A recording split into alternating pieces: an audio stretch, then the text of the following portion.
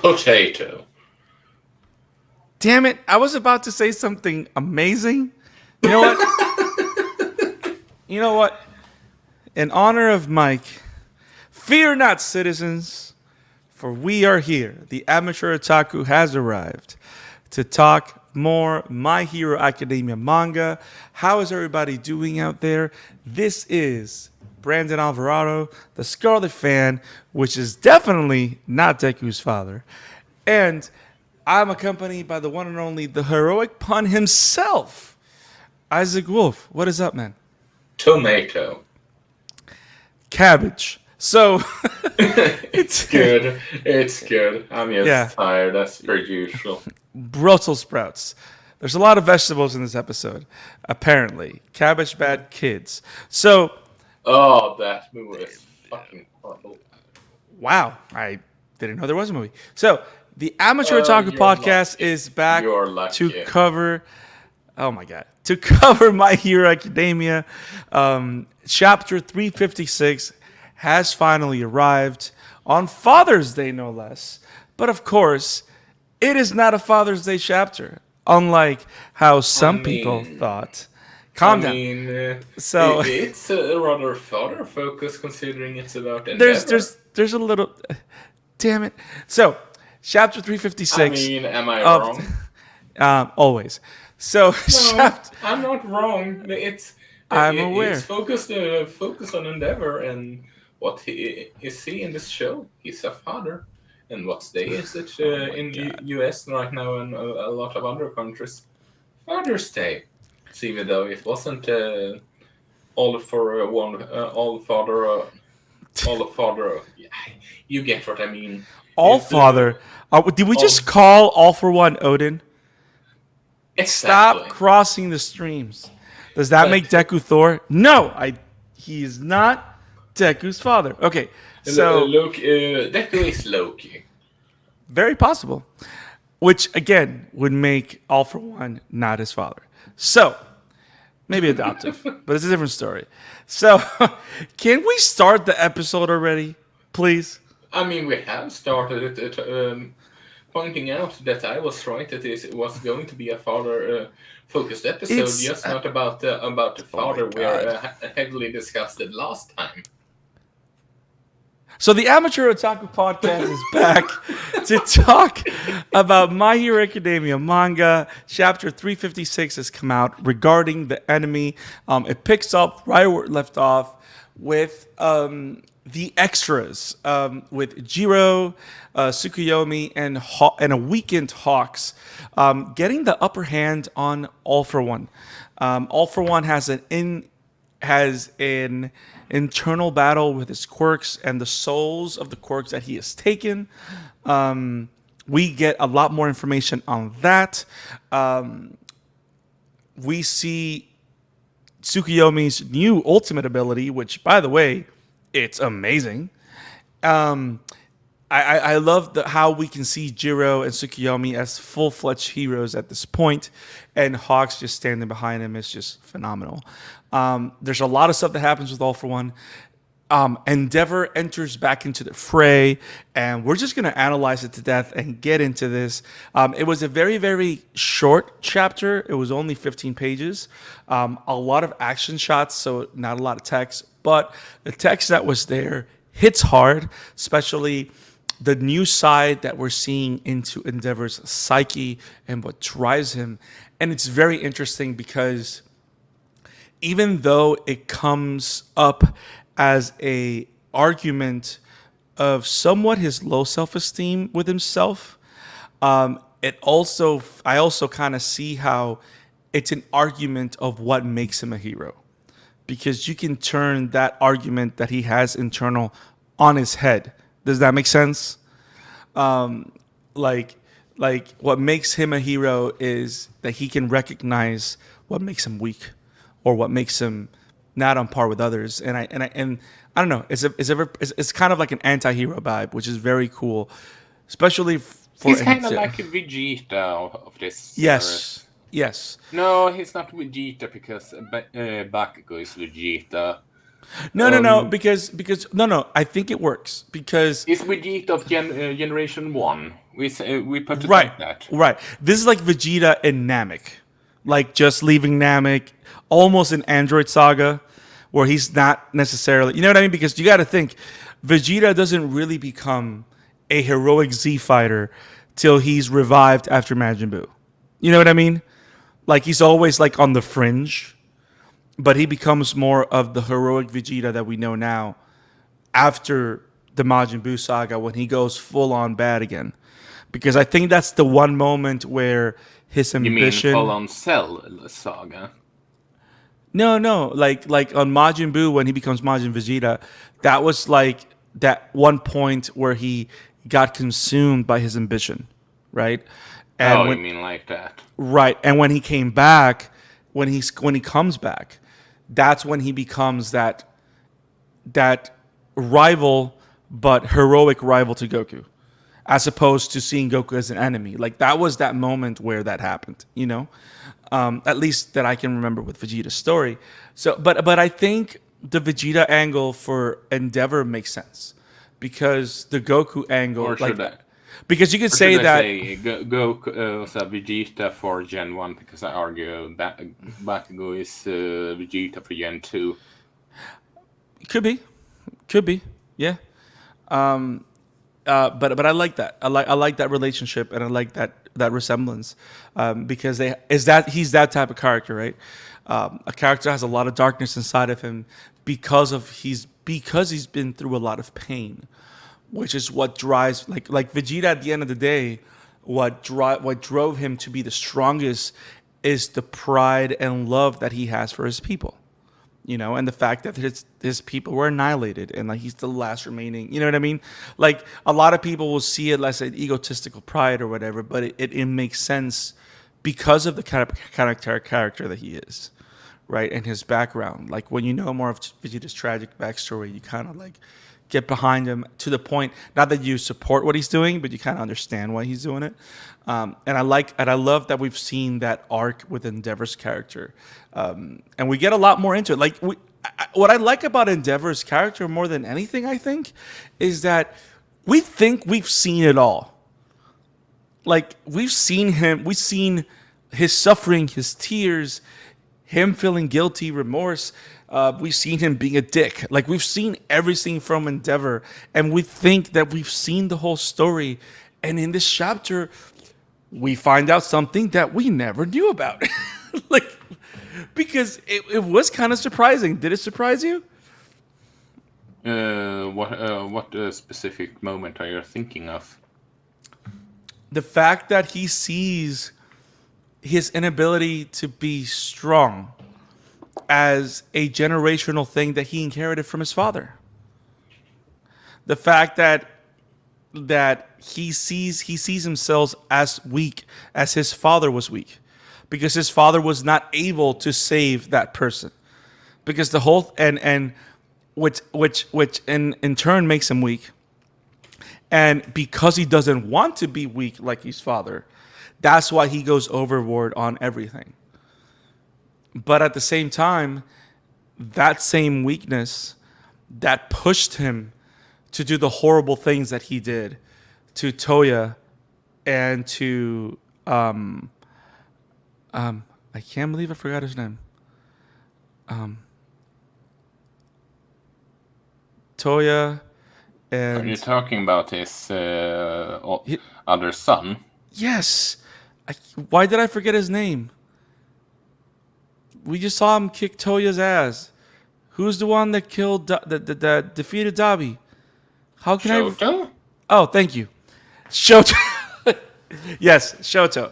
Like the weakness, like his understanding of the weakness that he saw in his father and the fear that weakness lives in him is what pushed him to do the horrible things that he did. But also recognizing what that weakness caused him to do. Now he's trying to... Go ahead. I thought you were talking about Natsuo because we see him in the flashback on the chapter. Did you forget that name or something? Natsuo? You mean the person in the school outfit? Yeah, That's not Natsuo. That's this, that's not when they Natsuo. say when they say Atonement. Oh, I didn't see that. Let me see. I'm looking at the chapter right now. I'm not going to show it, guys, because we don't want Viz to get angry with us. Let's see. Atonement, even weaker now. Position. Yes, yes. Okay, yeah. But no, I wasn't thinking about him. I was thinking about Choto because remember, Yeah. the harm that he caused to Natsuo was that he hurt his family so much that Natsuo now just rejects him. But he directly hurt physically, mentally, Toya and Shota, right? Yeah. But that's all driven by this weakness, this internal sense of weakness, and this fear of being weak like his father. Because remember, the whole thing is that his father tried to save someone and failed, and both his father and the person that his father wanted to save died, which is crazy.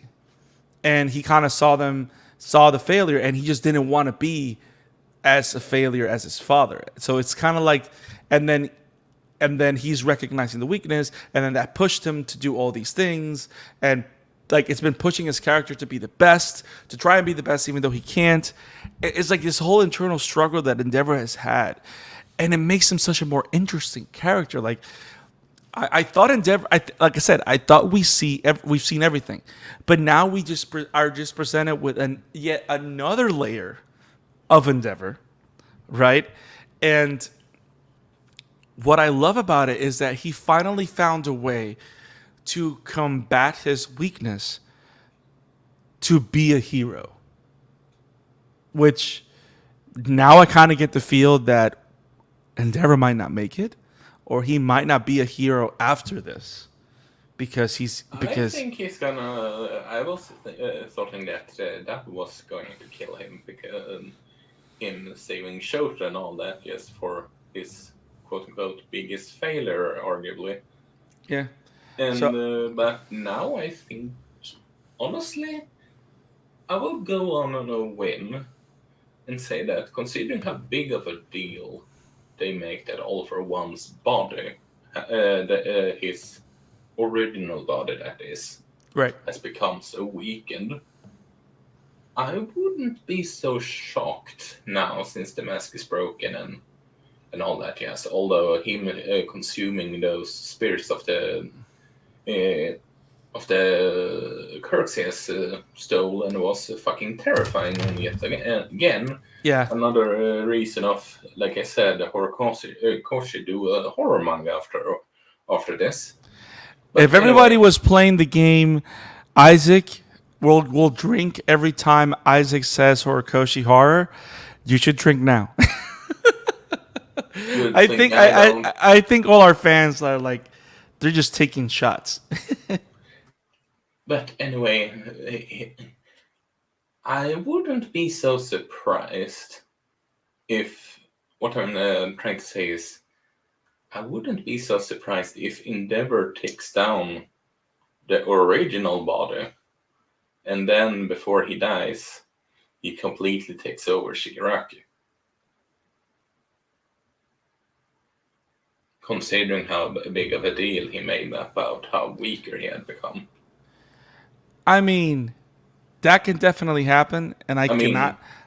That can definitely happen. I mean, it would make sense. It actually tracks with everything that we've seen. Like the whole thing with I always have a plan. Blah blah blah blah blah.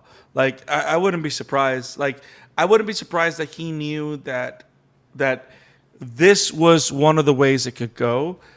Is he? I mean, but at the same time, he does look very surprised that he's being like the one thing he didn't count on was that his quirks would retaliate against him.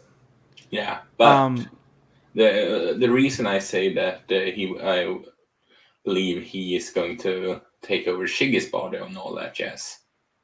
Not only is it obviously about Shiggy versus All for One, Shiggy versus Deku, it's started sort of like building up to both Shiggy versus Deku and All for One versus Deku.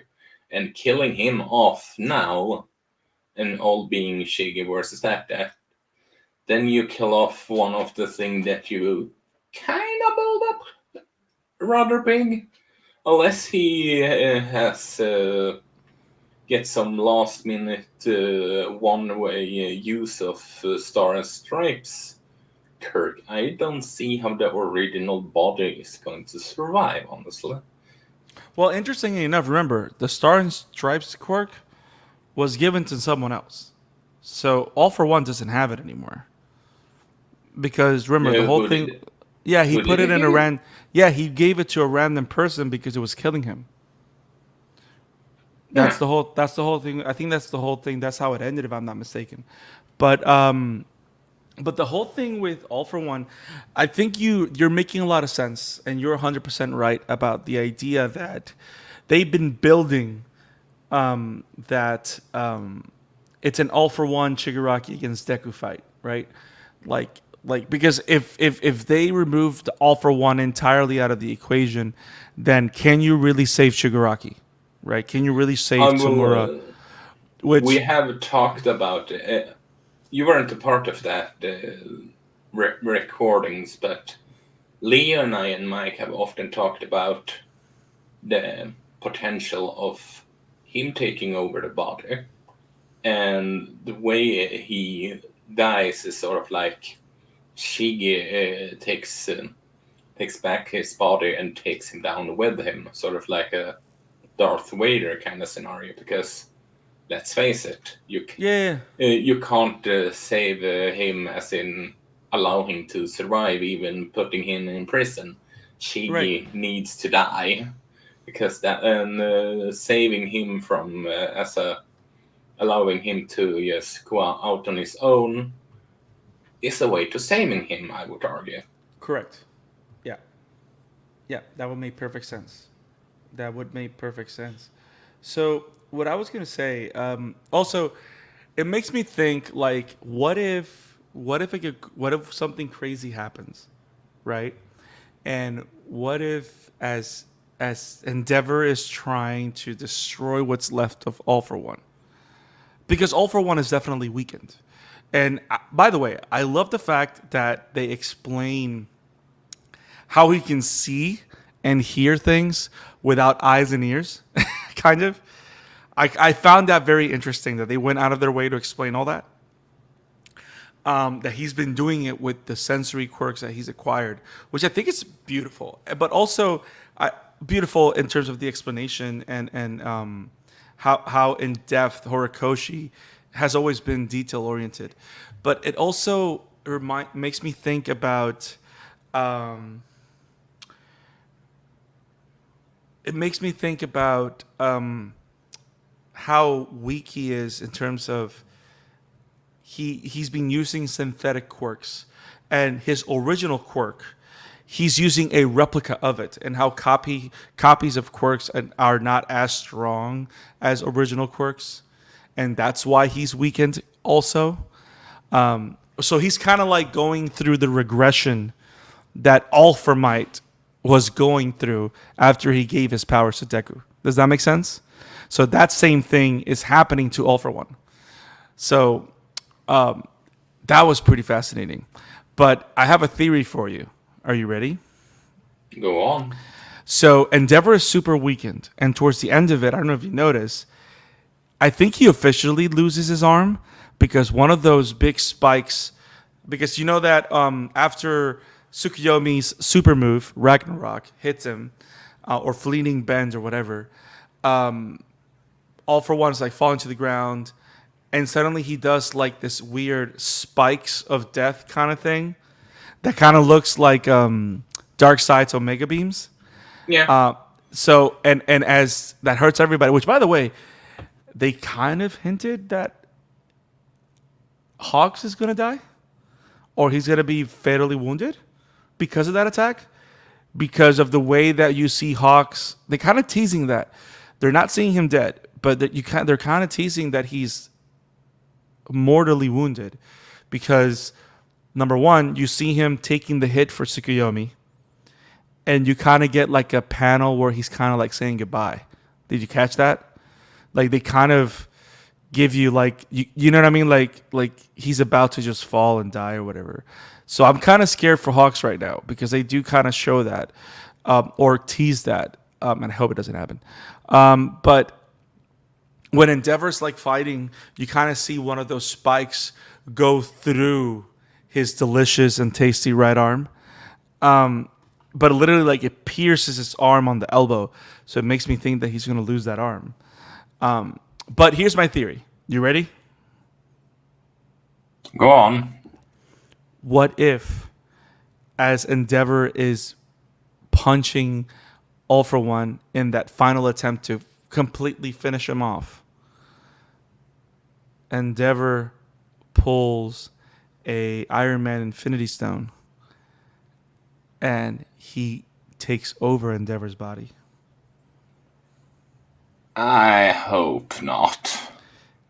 You imagine? I I'm not saying that it's going to happen, but I don't know why, because it's like it would be crazy. It would be crazy. I rather, if he takes over a body, I hope it's Shiggy's.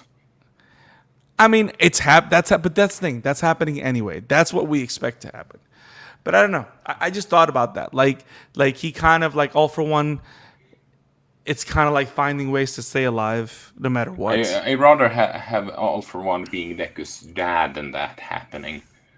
First of all, he's not his dad, but we're not going to do this again.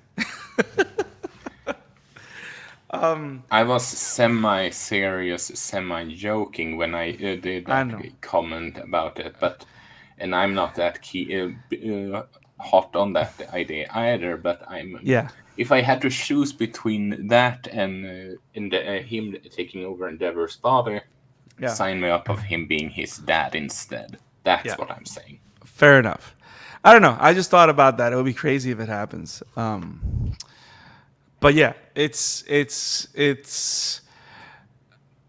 Let's see what happens. I mean, at the end of the day, I'm scared for Hawks, and All for One's. About the reaction when he saw Hawks taking the blow, I think he's going to gonna make it, unfortunately. Yeah, but what a way to go, and because I love how, like, we've always seen Hawks as not just a strategy hero and like the quirky young hero, right? But he was always a soldier and whatever, that the spy and the person that's going to do what needs to be done, because a lot of people like feel a certain way because he did kill twice. For the sake of saving a lot of people, and now he does talk about killing All for One. No one would be blame anyone if you kill All for One. Right. People won't blame people. Right, but the reason I mention it is because out of all the heroes, in terms of their methods, I think Hawks has always been the one that's operated in the gray. You know what I mean? Like, he's not like All Might, that's all good. He's not like Endeavor, that he's kind of a dick all the time. You know what I mean? Like, he operates in the gray and understands that the world, like, he's the one that operated in favor of Hero Society, but understands that for Hero Society to remain alive or to create a certain way of peace, someone has to do the dirty work, and he's be sort the of person. Like Batman with social competence. Yes, and he kind of like social competence. That's funny, but it's true. Like, I love the fact that even though he operates in the gray and he does the questionable decisions and questionable actions, that panel where you see him kind of like saying goodbye after getting hurt, it kind of makes me think that his heart has always been the heart of a hero. And of course it has. But the funny thing is, he was inspired by Endeavor, that's what I find the most interesting about his story. Because remember, Hawk's favorite hero is Endeavor, and always has been, which is interesting. And even and the funny thing about it is that he knows everything about Endeavor, the good and the bad. And I would assume that determination and drive that Endeavor has always shown, even though has caused harm to people, and now he's finally like on the right path. That's the kind of drive that Hawks has as well, which is, I don't know, is inspiring.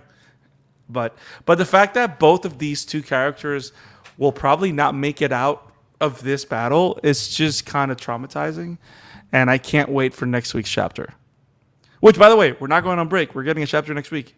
Yes. Yeah. So, I don't know, man. It's a great chapter, My Hero Academia. Do you have anything else on it? Not that I can think of. Hats off to the extras. I mean, you know what? Now Horikoshi has to get another one of his guys to do another spinoff. My Hero Academia. My Hero Academia. Extras. It will sell like hotcakes, damn it. Hawk cakes? I see what you did there. I wasn't trying, but apparently puns happen. So, Isaac. I'm so proud of you. So, here's our coverage of chapter 356 of My Hero Academia. What are your thoughts? Do you think Endeavor's going to make it? Do you think Hawks is going to make it? Do you think that Endeavor's final attack really did take down All for One? We'll find out next week. Next time on Dragon Balls. Oh, I'm sorry. On the My Hero Academia manga. Yes. So, Isaac, if people were trying to find you, if they looked all over the world, where can people find you, man? Well, you can find me at my work at Wobum Entertainment, and you can find me at Emblemaniac on Twitter. And you can find moi, who is not Deku's father, at the Scarlet Fan 52 on Twitter, and at the Scarlet Fan 52 on Instagram. We have so much more content for you guys. I will say this, though. If he is Deku's father after all, I'd laugh my ass off. But anyway, continue.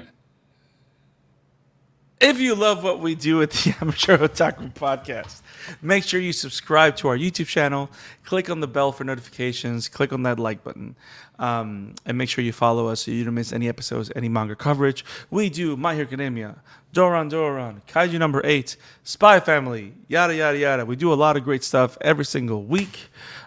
Make sure you don't miss any of our content. And if you want to listen to our archive of 3 years of awesome anime content and coverage, go over to our podcast. That's on Spotify, Apple Podcasts, Google Podcasts, called Amateur Otaku.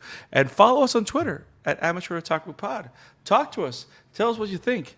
Tell us what you want to do. Tell us what you want us to cover. Let us know what your favorite panel is of the latest chapter of the My Hero Academia or whatever anime you're reading. I've written Shojin X. I don't know if you've read it. I like it. Isaac is reading Sakamoto Days, and it's awesome. He doesn't know that I'm reading it too, but we're not going to talk about it. I'm reading Super Smartphone, I'm reading Sakamoto Days, I'm reading Jujutsu Kaisen, I'm reading, what's it called, Aliens Area, and I'm reading... First of all, Aliens Area is kind of crazy. It's like Men in Black, and yeah, I read it too. So, a lot of manga happening, a lot of awesome stuff. Let us know what you like. Let us know what you think, and talk with us at Amateur Otaku Pod. We'll see you next time, guys. Have it awesome. Potato, tomato, hate all. Brussels sprouts.